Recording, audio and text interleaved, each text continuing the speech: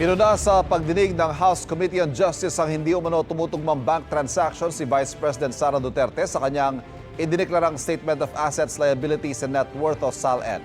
Kabilang dyan ang mga taon nung siya ay Vice Mayor ng Davao City mula 2007 hanggang 2010.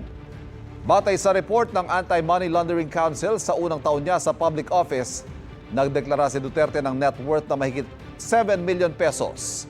Habang halaga ng mga dumaang transaksyon sa kanyang bank accounts ay mahigit 208 billion pesos. Tumaas naman ang kanyang net worth noong 2008 pero bumaba ang halaga ng bank transactions niya. Muli itong tumaas noong 2009 sa halos 705 million pesos.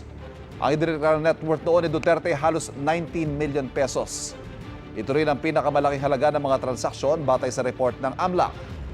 2010, nanalo bilang mayor ng Davao City si Duterte. May total net worth siya noon na mahigit 16 million pesos.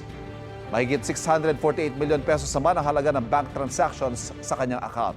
Habang mahigit 597 million pesos ang halaga ng mga transaksyon ni Duterte noong 2011. Taong 2016, nagsilbing mayor muli ng Davao City si Sara Duterte at may dineklara siyang halos 35 million pesos na total net worth. Sa dalawa niyang termino, naglalaro sa mahigit 2 million pesos hanggang mahigit 11 million pesos ang diferensya ng mga bank transactions sa kanyang net worth.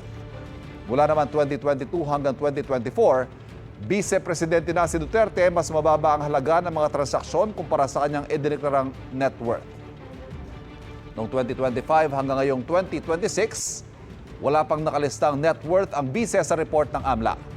Ang mahigit 1 million pesos hanggang mahigit 3 million pesos sa halaga ng bank transactions niya, pinakamababa sa loob ng halos 2 dekada niya bilang public official. Sa kabuuan, halos 4 billion pesos ang halaga ng mga transaksyon dumaan sa bank account ni Vice President Duterte mula noong 2005. Sinubukan po namin kunan ng komento ang BISEC at kanyang defense team pero wala pa silang opisyal na pahayag.